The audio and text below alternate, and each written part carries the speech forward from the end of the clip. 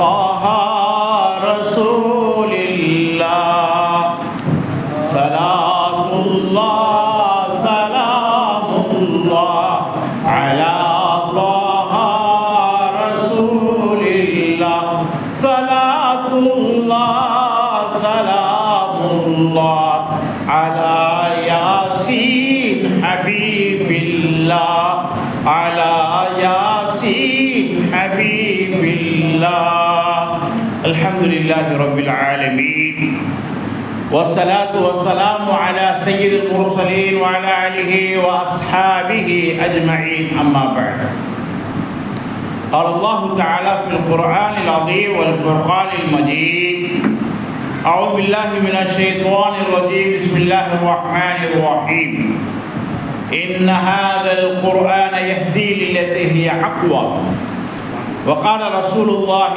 صلى الله عليه وسلم إذا أحب أحدكم أن يحدث ربه فليقرأ القرآن رواه الطبراني அளவற்ற அருளாளனும் நிகரற்ற அன்புடையருமாகிய எல்லாம் உள்ள அல்லாஹ்வின் திருநாமம் போற்றியவனாக துவக்கம் செய்கின்றோம். சாந்தியும் சமாதானமும் கண்மணி நாயகம் ஸல்லல்லாஹு அலைஹி வஸல்லம் அவர்கள் மீதும் உத்தம சத்திய சஹாபாக்கள் தாபிஈன்கள் தபஉ தாபிஈன்கள் சித்திகீன்கள் சுஹதாக்கள் சாலிஹீன்கள் நாதாக்கள் நல்லோர்கள் குறிப்பாக இங்கே கூடியிருக்கின்ற நம்மவர்கள் அத்துணை பேர்கள் மீதும் எல்லாம் வல்ல அல்லாஹ்வின் சாந்தியும் சமாதானமும் என்றென்றும் நிறைவாக நின்று நிலவட்டுமாக்குக. கண்ணியத்திற்கும் மிகுந்த மரியாதைக்கும் உரிய துறையூர் உப்புளியபுரத்திலே மிக சிறப்பான முறையிலே திருக்குர்ஆன் விழிப்புணர்வு மாநாடும் புனித உம்ரா ஹஜ்ஜினுடைய வழிகாட்டு விழாவும் மிக சிறப்பாக நடந்து கொண்டிருக்கிறது. இதை தலைமையேற்று நடத்தி கொண்டிருக்கக்கூடிய கண்ணியத்திற்கும் மரியாதைக்கும் உரிய மௌலானா அல்ஹாஜ் சையீது முஸ்தபா ஹஸரத் கிப்லா அவர்களுக்கும் மற்றும் உலமா பெருமக்களுக்கும் சமுதாய பிரமுகர்களுக்கும் இந்த பள்ளிவாசலுடைய தலைவர், செயலாளர், பொருளாளர், நிர்வாகிகள் உட்பட மற்றும் பாசத்துக்குரிய தாய்மார்களுக்கும் சிறார்களுக்கும் இளைஞர்களுக்கும் இந்த விழாவினை ஏற்பாடு செய்த இந்த பள்ளியினுடைய இமாம், என்னுடைய அன்பு நண்பர் மௌலானா மௌலவி ஹாஃபில் காரி ஹாஜி அப்துல் மாலிக் ஃபைசி ஹதரத் அவர்களுக்கும் மனமார்ந்த நன்றியையும் துஆவையும் சலாமையும் தெரிவித்துக் கொள்கின்றேன். அஸ்ஸலாமு அலைக்கும் வரஹ்மத்துல்லாஹி வபரகாத்துஹு. அன்புக்குரியவர்களே, ஒரு அழகான தலைப்பு, திருக்குர்ஆனும் நமது பொறுப்புகளும். உலகத்தில் எத்தனையோ வேதங்கள் வந்தன. அத்தனை வேதங்களும் மனிதர்களுடைய கைசரக்கு சேர்க்கப்பட்டு மாற்றப்பட்டு விட்டன. தௌராத், ஜபூர், இன்ஜீல் போன்ற வேதங்கள் அத்தனையுமே மனிதனுடைய கற்பனைகளும் கருத்துக்களும் அதில் புகுத்தப்பட்டு அந்த வேதங்கள் எல்லாம் மாற்றப்பட்டு விட்டன. ஆனால் அல் குர்ஆன் மாத்திரம் எப்படி நபிகள் நாயகம் ஸல்லல்லாஹு அலைஹி வஸல்லம் அவர்களுக்கு இறக்கப்பட்டதோ அதே வடிவத்திலே இன்று வரைக்கும் பாதுகாக்கப்பட்டிருக்கிறது. அல் குர்ஆன் மாத்திரம் ஒரு புள்ளி கூட மாற்றப்படவில்லை. யாருடைய கைசரக்கும் யாருடைய சிந்தனை கருத்தும் அதில் புகுத்தப்படவில்லை. அல் குர்ஆன் மாத்திரம் ஒரு அப்பழுக்கற்ற ஒரு அற்புதமான நடமாடும் வேதமாக, நடமாடும் அற்புதமாக அல் குர்ஆன் இருக்கிறது. அன்புக்குரியவர்களே, இந்த உலகத்திலே எந்த நூலும் சவாலிடவில்லை என்னை போன்று கொண்டு வாருங்கள் என்று. ஆனால் அல் குர்ஆன் மாத்திரம் அது இறங்கிய தருணத்திலிருந்து இன்று வரைக்கும் சவால் விடுகிறது, என்னை போன்று யாராவது கொண்டு வாருங்கள் என்று. அரபுலகத்திலே வாழ்ந்த முஸைலமத்துல் கத்தாப் பெரிய இலக்கியவாதி, தன்னை நபி என்று அறிவித்தான், தானும் ஒரு இறை தூதர் என்று அறிவித்தான். அவருடைய ஃபாலோவர்ஸ் 70,000 பேர் இருந்தாங்க. தன் நபின்னு அறிவித்த அந்த முஸைலமாவை பின்பற்றக்கூடியவர்கள் 70,000 பேர் இருந்தாங்க. அப்படிப்பட்ட முஸைலமா குர்ஆனுடைய சவாலை ஏற்றுக்கொண்டு குர்ஆனில் இருக்கக்கூடிய அல்காரியத்து மல்காரியா ஒமா அதுராக்க மல்காரியா இந்த சூறாவை போன்று அவன் ஒரு சூறாவை கொண்டு வந்தான் முசைலமா. எப்படி கொண்டு வந்தான்? அல்ஃபீலு மல்ஃபீலு வமா அதராக்க மல்ஃபீலு லகு தனபும் வபீலுன் வலகு ஹுருதுமுன் தவீலுன். யானை, யானை என்றால் என்ன நபியே? உமக்கு யானை என்றால் உமக்கு அறிவித்து கொடுத்தது எது? அந்த யானைக்கு கெட்டியான வால் இருக்கிறது, அதற்கு நீளமான தும்பிக்கை இருக்கிறது என்று யானையை பற்றி ஒரு சூறா கொண்டு வந்தான். இதை கேட்ட அரபு இலக்கியவாதிகள் சிரித்தார். இதில் என்னப்பா புதிய கருத்து இருக்கு? இதில் என்ன புதிய விஷயத்தை நீ சொல்லிட்ட? இதில் என்ன ஆச்சரியமான கருத்து இருக்கிறது? யதார்த்தமான விஷயத்தை குழந்தை சொல்வதை போன்று நீ சொல்கிறாயே என்று இவனுடைய சூறாவை கேட்டவர்கள் கேலி செய்தார்கள், நகைத்தார்கள். ஆக அன்று முதல் இன்று வரைக்கும் குர்ஆனுடைய ஒரு வசனத்தை கூட உலகத்திலே யாராலும் கொண்டு வர முடியவில்லை. அப்படிப்பட்ட ஒரு அற்புதமான குர்ஆனை அல்லாஹ் நமக்கு கொடுத்திருக்கிறார். இந்த உலகத்திலே நபி ஸல்லல்லாஹு அலைஹி வஸல்லம் அவர்கள் 4 பணிக்காகவே 4 வேலைக்காக வேண்டி வந்ததாக அல்லாஹ் சொல்றான். நமது குர்ஆனும் நம்முடைய பொறுப்பிலே முதல் பொறுப்பு கிராத், குர்ஆனை ஓத வேண்டும். அல்லாஹ் தஆலா முதல் வார்த்தையாக ஹிரா மலையை வைத்து குர்ஆனிலே முதல் வார்த்தையாக இறக்கி வைத்தது இக்ரா. நபியை நீங்கள் ஓதுவீராக தான் இறக்கி வச்சான். மாறாக உத்துரு நபியை நீங்கள் படிப்பீராக என்று இறக்கவில்லை. ஓதுவதற்கும் படிப்பதற்கும் வித்தியாசம் இருக்கிறது.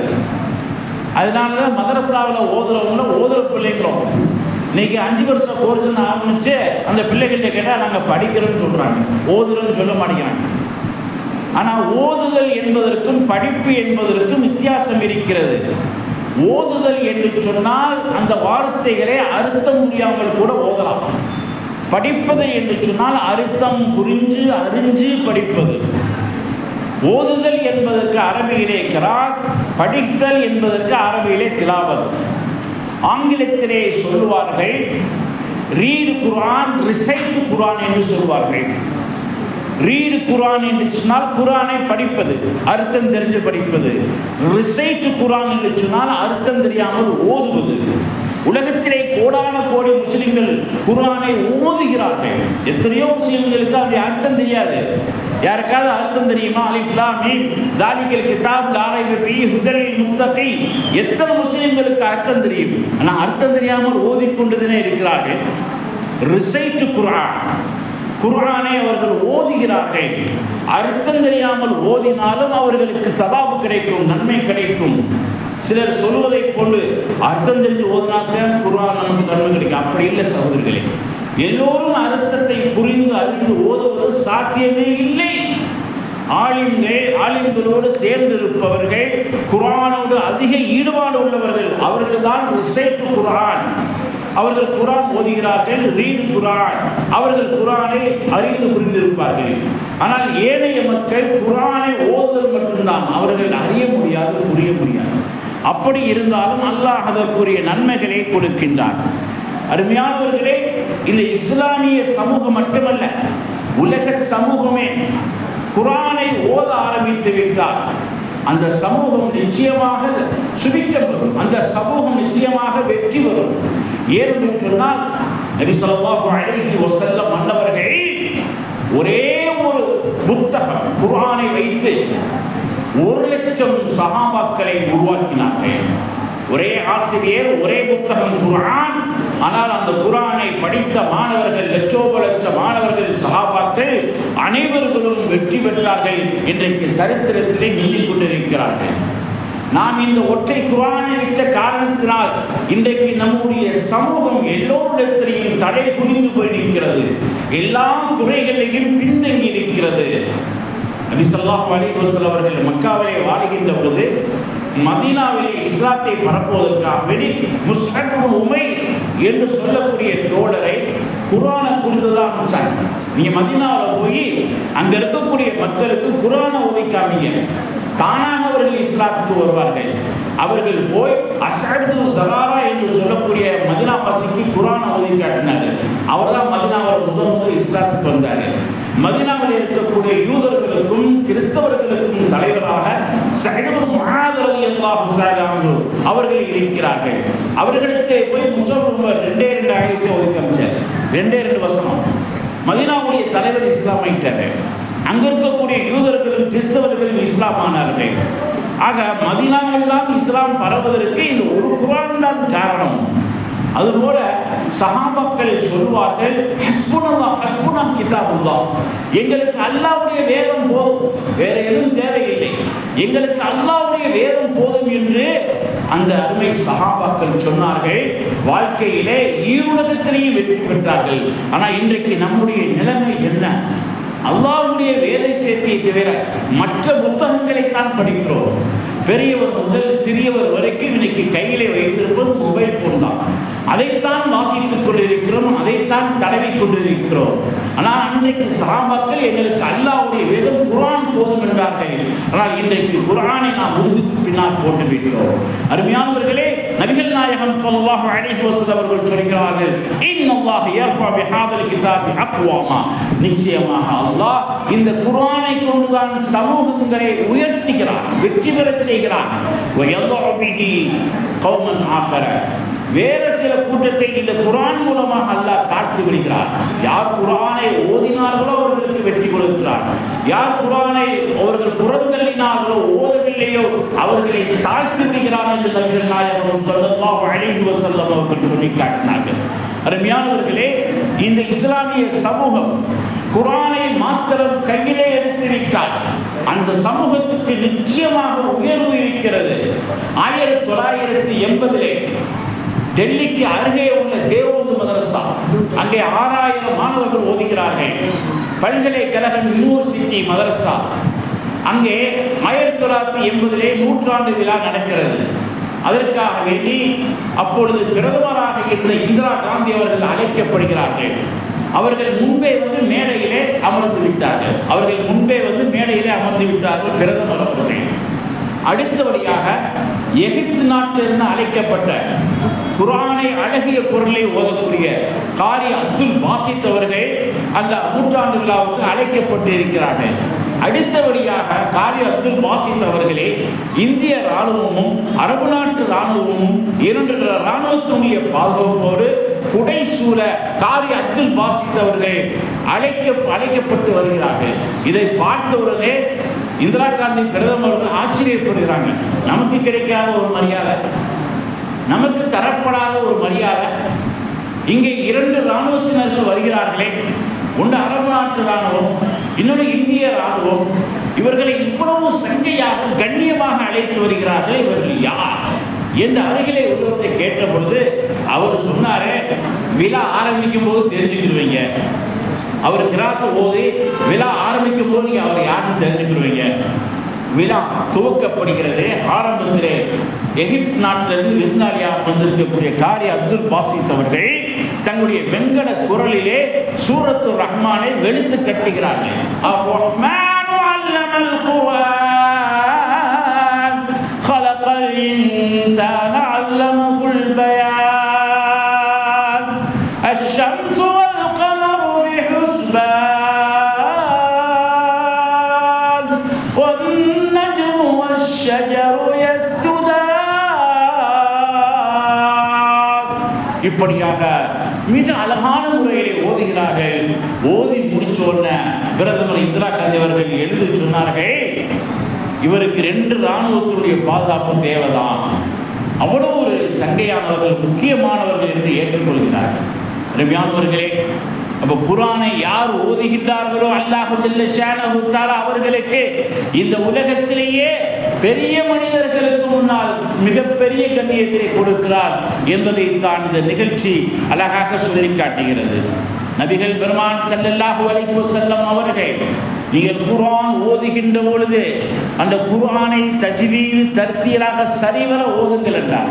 ஏனென்று சொன்னால் ருப்ப காரியின் வல் குர்ஆனு யல்அனு.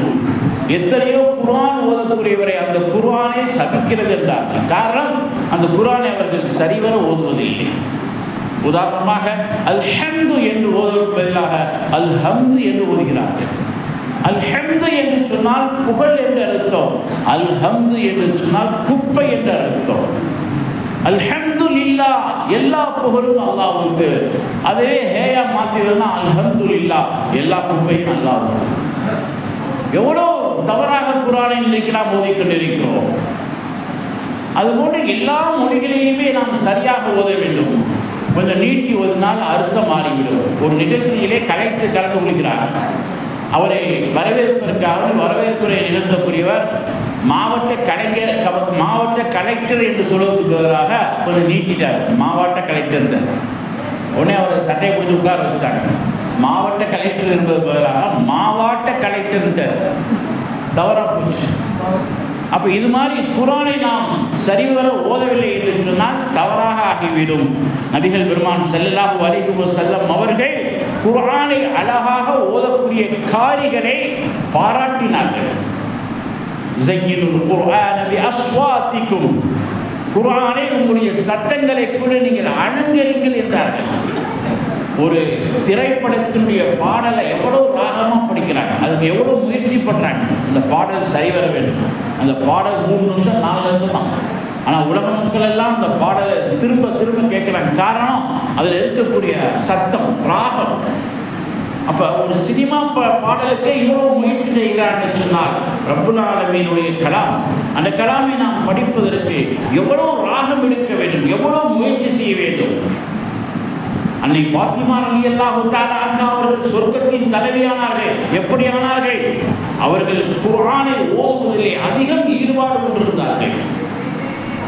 அவர்கள் ஒரே நேரத்தில் அன்னை ஃபாத்திமா ரலியல்லாஹு அன்ஹா அவர்கள் ஒரே நேரத்தில் 5 வேலை செய்வாங்க. ஒரே நேரத்தில் 5. ஏன்னா தாய்மார்கள் நிறையா வந்துட்டு கேள்விப்பட்டேன், அவங்களுக்கான செய்திகளை சொல்கிறேன். அன்னை ஃபாத்திமா ரலியல்லாஹு தஆலா அன்ஹா அவர்கள் ஒரே நேரத்திலே 5 அமல் செய்வார்கள். வாயிலே திருக்குர்ஆனை ஓதுவார்கள், கண்ணிலே பாவத்தை நினைத்து அழுவார்கள், கல்விலே குர்ஆனை மனனம் செய்வார்கள், ஒரு கையிலே குழந்தையை ஆட்டுவார்கள், இன்னொரு கையிலே திருகையை ஆட்டுவார்கள். இப்படி ஒரே நேரத்தில் 5 அமல்களை அன்னை ஃபாத்திமா ரலியல்லாஹு தஆலா அன்ஹா அவர்கள் செய்தார்கள். அவர்கள் எந்த வேலை செய்தாலும் குர்ஆன் ஓதுவதையும் குர்ஆன் மனனத்தையும் அவர்கள் விடவே இல்லை. அதில் ஈடுபாடாக இருந்தார்கள் சொன்னால் அந்த பெண்மணியுடைய மிகப்பெரிய சிறப்பை நீங்கள் சிந்தித்து பார்க்கலாம். நீங்களும் எந்த வேலை செய்தாலும் குர்ஆனுடைய ஈடுபாடோடு நீங்கள் ஓதினால் அல்லாஹ் ஜல்ல ஷானஹு வ தஆலா சொர்க்கத்திலே உங்களையும் சிறந்த அந்தஸ்திலே வைப்பான் என்பதைத்தான் இந்த நிகழ்ச்சி நமக்கு அழகாக சுட்டி காட்டுகிறது. அருமையானவர்களே, சிரியாவுடைய சந்தையிலே ஒரு எஜமான் 30 அடிமைகளை விற்பனை செய்யலாம். அந்த காலத்தில் மனுஷனை விற்பனை செய்வான். 30 அடிமைகளை விற்பனை செய்கிறார். அதில் 29 அடிமைகளை இன்னொரு எஜமான் வாங்கிவிட்டார். ஒரே ஒரு அடிமையை வாங்கலை. ஏன்னா அந்த அடிமை அவனுடைய உடல் ரொம்ப மெலிஞ்சதாக இருக்கு, உதடு பெருத்ததாக இருக்கு, கண்ணு சின்னதாக இருக்கு, தலை பெருசாக இருக்கு, பார்க்கறதுக்கு விகாரமாக இருக்கு. அந்த அடிமையை அவன் வாங்கலை. உடனே அந்த எஜமானன் சொன்னான், இந்த அடிமையை நீங்கள் ஃப்ரீயாக வச்சுக்கணும்னு சொல்லி கொடுத்துட்டான். அவன் என்ன செஞ்சான், மீண்டும் அந்த 30 அடிமைகளை எடுத்துக்கொண்டு மதீனாவுடைய சந்தையில விற்கிறான். அங்கேயும் அதே நிலை. 29 அடிமைகள் விலை போனார்கள். இந்த ஒரே ஒரு அடிமை மட்டும் விலை போகல. அவருடைய பெயர் சாலிமு. இந்த எஜமானன் பார்த்தான், வெயில் காலமா இருக்கு, இந்த காலம் மாதிரி ஒரே வெயிலா இருக்கு, உன்னிலேயே வித்துக்கண்டு அந்த ஒரு அடிமையை விட்டுட்டு போயிட்டான் மதீனாவுடைய சந்தையில. அந்த ஒற்ற அடிமை தன்னைத்தானே கூவி விற்கிறான். என்ன வாங்குறது யார், என்ன வாங்குறது யார்? அந்த வழியாக சென்ற ஒரு அன்சாரி பெண்மணி சுபைத்தா என்ற அன்சாரி பெண்மணி அவர்கள் அந்த அடிமையை 50 திர்ஹம் கொடுத்து வாங்குறாங்க. என்னைக்குமே நம்முடைய வாழ்க்கையை தாய்மார்கள் தான் உயர்த்துவார்கள். நம்ம விலையே போக மாட்டோம், நமக்கு அந்தஸ்தே இருக்காது. அப்படி இருந்தாலும் நம்முடைய வாழ்க்கையை உயர்த்தி பிடிப்பவர்கள் தாய்மையின் தூய்மைதான் என்பதை இந்த நிகழ்ச்சி சொல்லும். விலை போகாத அந்த அடிமையை சுபைத்தா என்ற பெண்மணி விலை கொடுத்து வாங்கி தன்னுடைய வீட்டுக்கு அழைத்து செல்கிறார்கள். அவருடைய கணவர் அபூ ஹுதைஃபா அவர்கள் அவரை உரிமையிட்டு தன் மகனாக ஆக்கிக் கொள்கிறார். அந்த சாலிம் என்ற அடிமை நன்றி கடனுக்காக வேண்டி தன்னுடைய பெயருக்கு பின்னால் தன்னுடைய தகப்பனுடைய பெயர் மாற்ற அதை விட்டு இவருடைய பெயரை வச்சுட்டார். சாலிம் மௌலா அபி ஹுதைஃபான்னு வச்சுட்டார். அபு ஹுதைஃபாவால் உரிமையிடப்பட்ட சாலிம் என்று தன்னுடைய பெயரையே மாற்றிக்கிட்டார் நன்றி கடனுக்காக. அப்படிப்பட்ட அந்த சாலிம் நபிகள் நாயகம் ஸல்லல்லாஹு அலைஹி வஸல்லம் அவரிடத்திலே போய் இஸ்லாம் ஆகி குர்ஆனை கத்துக்கிறார். கத்துக்கிட்டா அவருக்கு அழகான வாய்ஸ், அழகான குரல். அவரு மதீனாவுடைய பள்ளியில ஓதுனா எல்லா சஹாபாக்கள் ஒன்று சேர்த்துவாங்க. அவருடைய ஓதலை கேட்கிறாங்க. அவ்வளவு அழகான குரல் கொடுக்கலாம் சாலிமுக்கு. ஒரு நாள் ஃபஜ்ர் தொட்டு ஓதுனா பெண்கள்லாம் போய் அந்த கிராத்தை கேட்குறாங்க. ஏன்னா அந்த காலத்தில் பெண்களும் பள்ளியில் ஓரத்தில் வந்து தொழுவாங்க. பெண்கள்லாம் போய் அந்த கிராத்தை கேட்குறாங்க. அன்னை ஆயிஷா ரலியல்லாஹு அன்ஹா அவர்களும் அந்த கிராத்தை கேட்குறாங்க. கொஞ்சம் தாமதமாகி விட்டது. ரசூல் ஸல்லல்லாஹு அலைஹி வஸல்லம் அவர்களை வீட்டுக்குள்ளே வந்தவுடன் கேட்டாங்க, யா ஆயிஷா மா ஹபஸகி, ஆயிஷாவே நீங்க ஏன் தாமதமா வர்றீங்க? எப்போவே ஃபஜ்ர் தொழுகிறவங்க உள்ள வந்துருவீங்களே, நீங்க ஏன் தாமதமா வர்றீங்க? அப்ப சொன்னாங்க, பள்ளிவாசல்ல ஒருத்தர் கிராத்து ஓதிட்டு இருக்காரு, கேட்கறதுக்கு ரொம்ப அழகா இருக்கு, நீங்களும் போய் கேளுங்க. ரசூல்லா உடனே துண்டை தூக்கி மேலே தூக்கி போட்டு பள்ளியாசல் பார்த்தா அந்த சாலிம் ஒதுக்கிட்டு இருக்காரு. யாரு? அந்த கருப்பு நடத்தை சேர்ந்த சாலிம் ஒதுக்கிட்டு இருக்காரு. ரசூல்லாவும் கொஞ்ச நேரம் உட்கார்ந்து அந்த அழகிய கிராத்தை கேட்டுட்டு அவருக்கு வாழ்த்துறை வழங்கினார்கள். அல்ஹம்துலில்லாஹ் அல்லதி ஜஅல ஃபீ உம்மதி பிமிஸ்லி ஹாதா, இவர் போன்றவரை என் சமூகத்தில் அல்லாஹ் கொடுத்துருக்கான் பாருங்க. அந்த அல்லாஹ்வுக்கு எல்லாம், இவர் என் உம்மத்தில் மிக சிறந்தவர், இவரை போன்றவரை என் உம்மத்தில் அல்லாஹ் கொடுத்திருக்கான்ல, அந்த அல்லாஹ்வை நான் புகழுகிறேன் என்று எம்பெருமானார் ஸல்லல்லாஹு அலைஹி வஸல்லம் அவர்கள் குர்ஆனை அழகாக ஓதிய அந்த மனிதருக்கு வாழ்த்துரை வழங்கினார். அப்ப நாமும் குர்ஆனை என்ன செய்ய வேண்டும்? ஓத வேண்டும், அழகாக ஓத வேண்டும். இது முதல் பொறுப்பாக இருக்கிறது. இரண்டாவது பொறுப்பு, குர்ஆனிலே உள்ளதை நாம் அமல் செய்ய வேண்டும். குர்ஆன் அப்படியே ஓதியே போகக்கூடாது, குர்ஆன்ல உள்ளதை அமல் செய்ய வேண்டும். அன்றைக்கு சஹாபாக்களுக்கு மது கொடுக்கக்கூடாது என்று வசனம் இறங்கியது. உடனே மதிலிருந்து அவர்கள் விலகி விட்டார்கள், அதை அமல் செய்தார்கள். நபி ஸல்லல்லாஹு அலைஹி வஸல்லம் அவர்களுக்கு தாய்மார்கள் சம்பந்தமாக ஒரு ஆயத்து இறங்குது, நீண்ட ஆயத்து. அந்த ஆயத்தினுடைய ஒரு பகுதி, வல்யதுரிபன பிஹும்ரிஹின்ன அலா ஜுயூபிஹின்ன, பெண்கள் தங்களுடைய நெஞ்சங்கள் மீது அதிகப்படியான துணியை போட வேண்டும். இன்னைக்கு நிறைய பேர் திறந்துகிட்டே போறாங்க. அப்படி திறந்து செல்வது இஸ்லாத்தினுடைய மரபு அல்ல. தாய்மார்கள் தங்களுடைய நெஞ்சங்கள் மீது அதிகப்படியான துணியை போட வேண்டும் என்று ஆயத்து இறங்குகிறது. உடனே அந்த பெண்கள் தங்களுடைய மேலே அணிந்திருந்த அந்த துணிகளை அப்படியே நெஞ்சின் மேல் போட்டு மறைத்தார்கள் என்று அன்னை ஆயிஷா ரலியல்லாஹு அவர்கள் உடனே அமல் செஞ்சார்கள். ஆக இஸ்லாமிய பெண்கள் என்பது அவர்கள் தலைமுக்காட்டில் இருந்து நெஞ்சு பகுதியை மறைத்து அவர்கள் துணி அணிய வேண்டும். இதுதான் இஸ்லாத்துடைய மரபு. இதற்கு மாற்றமாக நெஞ்சு பகுதியை திறந்து கொண்டு செல்வது இஸ்லாமிய மரபல்ல, குர்ஆனுடைய வழி அல்ல. அருமையானவர்களே, குர்ஆனை கொண்டு நாம் அமல் செய்வது இரண்டாவது பொறுப்பாக இருக்கிறது. மூன்றாவது பொறுப்பு ஹிஃப்லுஹு, அந்த குர்ஆனை நாம் மனனம் செய்ய வேண்டும். அன்றைக்கு ஹாஃபில்களே கிடைக்க மாட்டார்கள். சின்ன சின்ன சூறா ஓதி நாம் தராவியை தொழுவிப்போம். ஆனால் இன்றைக்கு அல்லாஹ்வுடைய கிருபையிலே லட்சக்கணக்கான ஹாஃபில்கள் வந்து விட்டார்கள். சின்ன சின்ன பள்ளிவாசலிலே கூட ஹாஃபில் வைத்து நாம் தொழுகிறோம். எவ்வளவு பெரிய கிருபை! அன்றைக்கு குர்ஆனை மனனம் செய்த ஹாஃபில்கள் ரொம்பவும் குறைவானவர்கள். ஆனால் இன்றைக்கு நிறைய பேர் குர்ஆனை மனனம் செய்திருக்கிறார்கள். ஹாஃபில்கள் இல்லாத ஊரே இல்லை என்று சொல்லலாம். ஆனால் நாம் அந்த குர்ஆனிலிருந்து சின்ன சின்ன சூறாக்களை நாம் மனனம் செய்தால் நம்முடைய கல்விலே அல்லாஹ் பிரகாசத்தை கொடுக்கிறார். ஏற்கனவே பேசிய ஹஜ்ரத் அவர்கள் சொன்னதை போன்று எல்லா விஷயத்திலுமே அப்டேட்டாக இருக்கிறோம். ஆனால் இந்த குர்ஆனை மனனம் செய்கிற விஷயத்தில் மட்டும் நம்ம அப்டேட் ஆக மாட்டோம். 10 சூறானா கடைசி வரைக்கும் 10 சூறா தான், 5 சூறானா கடைசி வரைக்கும் 5 சூறா தான், காலமெல்லாம் 5 சூறா தான். ஒரு எக்ஸ்ட்ரா 2 சூறா மனப்பாடம் பண்ணலாம்ல. சூரத்துல் துஹா மனப்பாடம் பண்ணலாம், சூரத்து இன்ஷிராஹ் மனப்பாடம் பண்ணலாம், சூரத்து தீன் மனப்பாடம் பண்ணலாம். சூரத்து தீன் யார் ஓதுகின்றார்களோ அவர்களுக்கு அல்லாஹ் உடல் ஆரோக்கியத்தை கொடுக்கிறான் என்று ஹதீஸிலே வருகிறது. சூரத்து தீன் வத்தீனி வசைத்தூனி. இன்னைக்கு பார்த்தா எங்கு பார்த்தாலும் நோய், எங்கு பார்த்தாலும் இன்றைக்கு ஒரு சுகமின்மை. அப்போ இந்த சூறாவை நாம் பத்தீனி சூறாவை நம்ம அதிகமாக ஓதும் போது அல்லாஹ் நம்முடைய உடலிலே ஆரோக்கியத்தை கொடுக்கிறார், நம்முடைய உடலிலே பலத்தை கொடுக்கிறார், நம்முடைய குறிப்பாக நம்முடைய உறுப்புகளில் பலகீனத்தை சக்தியை கொடுக்கிறார். நீங்கள் நிறைய பேருக்கு மூட்டு வலி, எங்கெங்க மூட்டு இருக்குது அங்கெல்லாம் வலிக்குது. அப்போ நீங்கள் சூரத்து தீனை அதிகமாக ஓதுகின்றீர்கள் என்று சொன்னால் அல்லாஹ் உங்களுடைய சரீரத்திலே அபரீதமான சக்தியை கொடுக்கிறான் என்பது ஹதீஸுடைய வாக்குறுதி.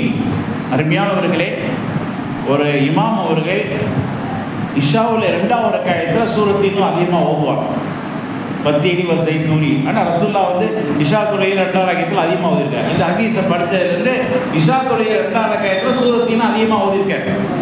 இதை கேட்ட ஒரு ஆத்தியாரே அந்த இமாமுக்கு ஒரு நாள் மீன் வாங்கி சாப்பாடு கொடுத்துருக்காரு.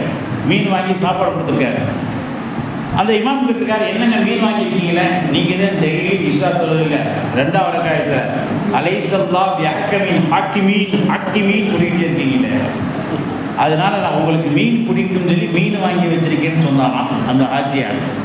ஆக அருமையானவர்களே, இப்படி குர்ஆனை என்னங்க அவர்கள் விருப்பத்துக்கேற்ப அவர்கள் என்ன செய்கிறார்கள், புரிந்து கொண்டிருக்கிறார்கள்.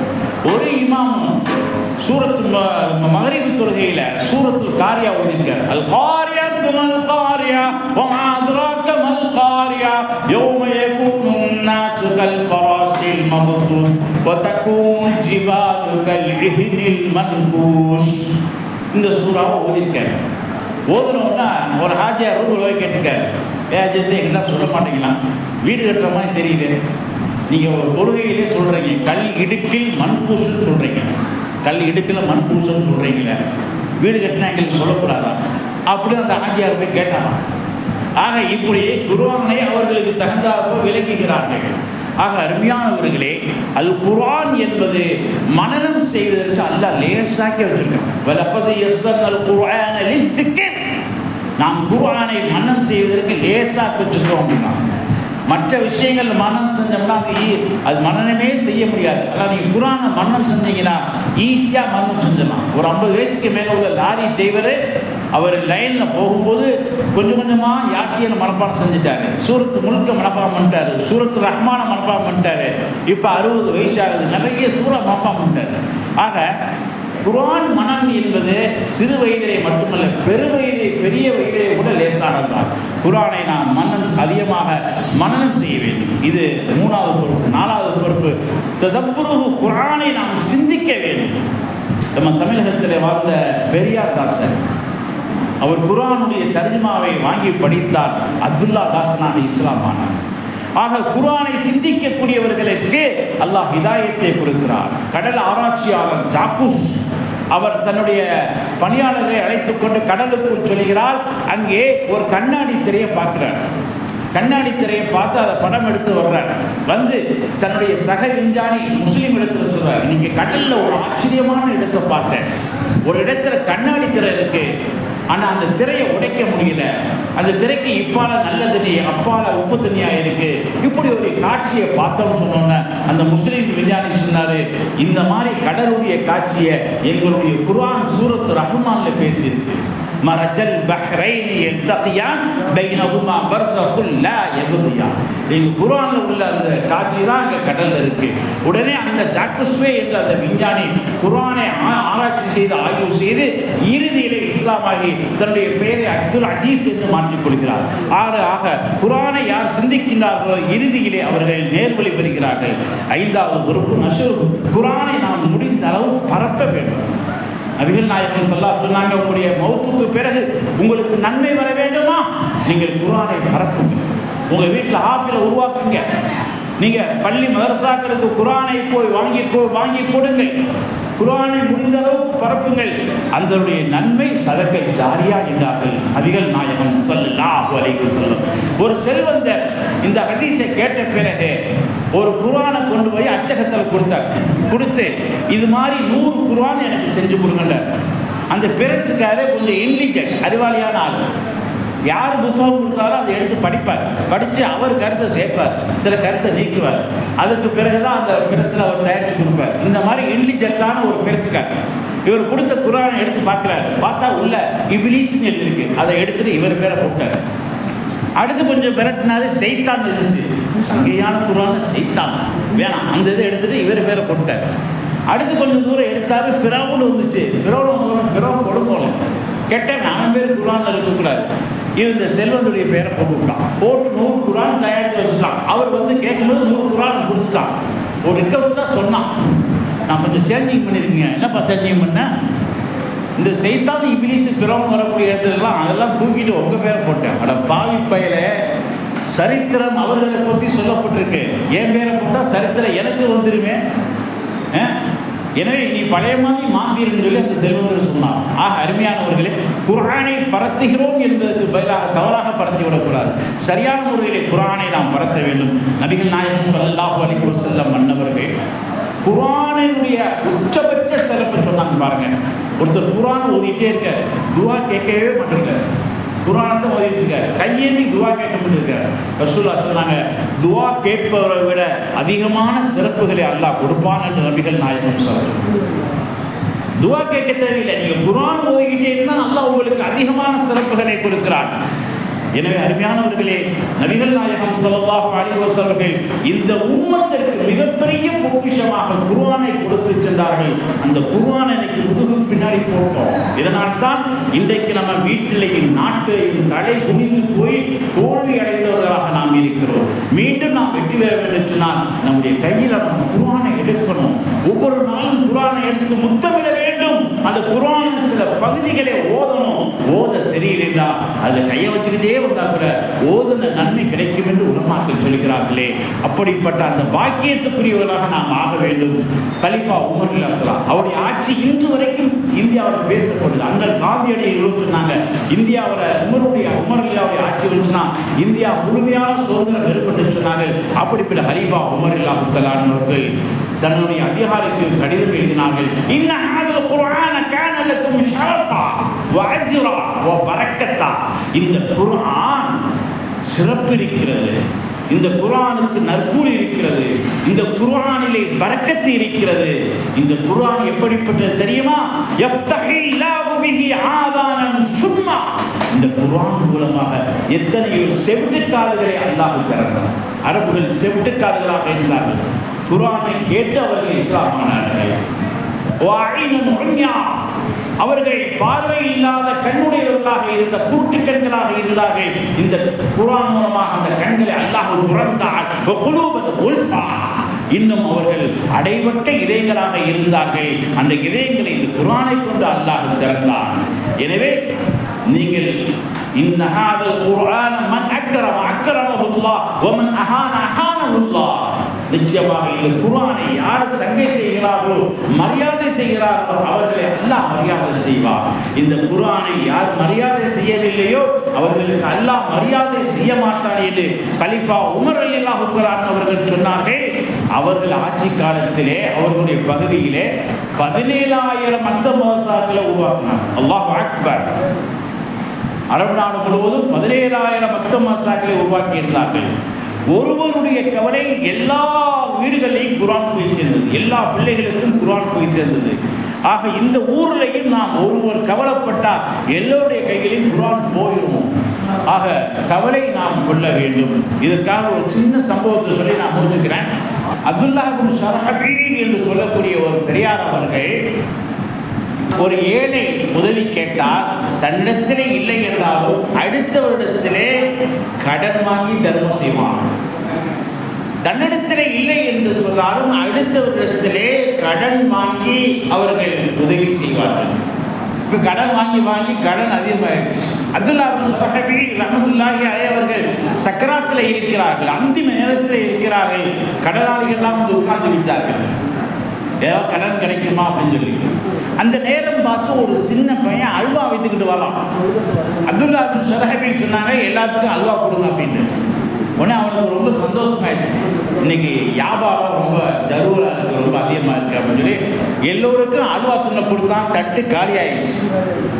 வந்து அப்துல்லாஹ் இப்னு ஷரஹபீல் பெரியார்ட்ட வந்து காசு கொடுங்கன்னா எல்லாரும் காசு கிட்டே உட்காந்துருக்காங்க, ஒரு சேரு காலியாக இருக்கு, நீ போய் உட்கார. அவனுக்கு ரொம்ப கவலை ஆயிடுச்சு. அல்வா வித்த காசு கிடைக்குமா கிடைக்காதா, கிடைக்குமா கிடைக்காதா. அந்த சின்ன பையனுக்கு ரொம்ப கவலையாயிடுச்சு. அந்த நேரத்தில் பார்த்து அந்த பெரியாருடைய நண்பர் ஒரு பைக்கு நிறைய தீனார் திரும்ப கொண்டு வந்து அன்பளிப்பு கொடுத்தார். அதை கடனாளிகளுக்கெல்லாம் கொடுத்தார்கள். அந்த சின்ன பையனுக்கும் கொடுத்து அவருடைய அல்வா கேஸை அடைத்தார்கள். மீதம் அரை காசு இருந்துச்சு. அன்புக்குரியவர்களை சிந்தித்து பாருங்கள். அந்த சின்ன பையனுடைய கவலை எல்லோருடைய தேவை நிறைவேற்றியது. அது மாதிரி இந்த மஹல்லாவில் யாராவது ஒருவருடைய கவலை எல்லாருக்கும் போய் குர்ஆன் கிடைக்கணும், எல்லா பிள்ளைகளுடைய கையிலையும் குர்ஆன் இருக்கணும், மொபைல் இருக்கக்கூடாது என்று ஒரே ஒருத்தர் கவலைப்பட்டா அல்லாஹ் ரப்பல் ஆலமீன் அந்த கவலையின் காரணமாக அனைத்து வீடுகளிலையும் அனைத்து பிள்ளைகளுடைய கைகளையும் குர்ஆனை போய் சேர்த்துருவான். அப்படிப்பட்ட ஒரே மனிதனுடைய கவலை தான் இந்த பள்ளிகளுடைய இமாமுடைய கவலை. மௌலானா அப்துல் மாலிக் பைசி ஹஜ்ரத் அவர்கள் இந்த மஹல்லாவில் போய் குர்ஆன் சேரணும், இந்த மஹல்லா பிள்ளைகள் குர்ஆன் ஓதணும் என்று அவர்கள் கவலைப்பட்டிருக்கிறார்கள். அதனுடைய வெளிப்பாடு தான் இத்தகைய குர்ஆன் விழா. இல்லைன்னா இதெல்லாம் சாத்தியமா? அந்த ஒற்றை மனிதனுடைய ஆழமான கவலை, உள்ளத்தின் ஆழத்திலிருந்து வந்த ஒரு ஆர்வம், இதன் மூலமாக அல்லாஹ் இவ்வளவு குர்ஆன் விழாவை அல்லாஹ் நமக்கு வழங்கி இருக்கிறான். அல்லாஹ் ரப்பல் ஆலமீன் இந்த விழாவின் பரக்கத்தினால், இந்த விழாவினுடைய பலனினால் இந்த மஹல்லா தோறும் இருக்கக்கூடிய வீடுகளிலே அல்லாஹ் குர்ஆனை வெளிச்சமாக்குவானாக. இங்கே வாழக்கூடிய அத்தனை பிள்ளைகளுடைய கைகளிலேயும் குர்ஆன் ஏற்றக்கூடிய கைகளாக அல்லாஹ் ஆக்கி அருள்வானாக. இந்த ஊரை அல்லாஹ் குர்ஆனின் மூலமாக ஆபாதாக ஆக்குவானாக. இங்கே வாழக்கூடிய அத்தனை பிள்ளைகளையும் அத்தனை மஹல்லாவாசிகளையும் அல்லாஹ் சொர்க்கவாதியாக ஆக்குவானாக. சொர்க்கத்திலேயே உயர்ந்த சொர்க்கமான ஜன்னத்துல் ஃபிர்தௌஸை கொடுத்து அவர்கள் வாழும் காலமெல்லாம் முழு ஆரோக்கியத்தோடு நீண்ட நெடிய காலம் வாழ்ந்து உண்மையான பரிபூர்ணமான முஸ்லிம்களாக இந்த உலகத்தை விட்டு அவர்கள் செல்லும் பொழுது லா இலாஹ இல்லல்லாஹ் முஹம்மது ரசூலுல்லாஹ் என்ற திருக்கலிமாவை தன் நாவிலே மொழிந்த சீதரிகள் கூட்டத்திலே அல்லாஹ் ரப்பல் ஆலமீன் எம்மையும் உங்கள் அத்தனை பேரையும் ஆக்கி அருள்வானாக. இதற்காக வேண்டி உதவி செய்த, இதற்காக வேண்டி பாடுபட்ட அத்தனை நல்லுள்ளங்களுக்கும் திரும்பவும் இதற்கு இது போன்ற விழாக்களை நடத்தக்கூடிய உள்ள ஆர்வத்தை, அறிவு ஆர்வத்தை அல்லாஹ் நிறைவாக தந்துள்வானாக. இமாமோடு ஒத்துழைத்து நல்ல அமல்கள் செய்வதற்கு அல்லாஹ் நம் அனைவருக்கும் தௌஃபீக் செய்வானாக. வாய்ப்புக்கு நன்றி கூறி விடைபெறுகிறோம். ஆஃபிரு தாவானா அல்ஹம்துலில்லாஹி.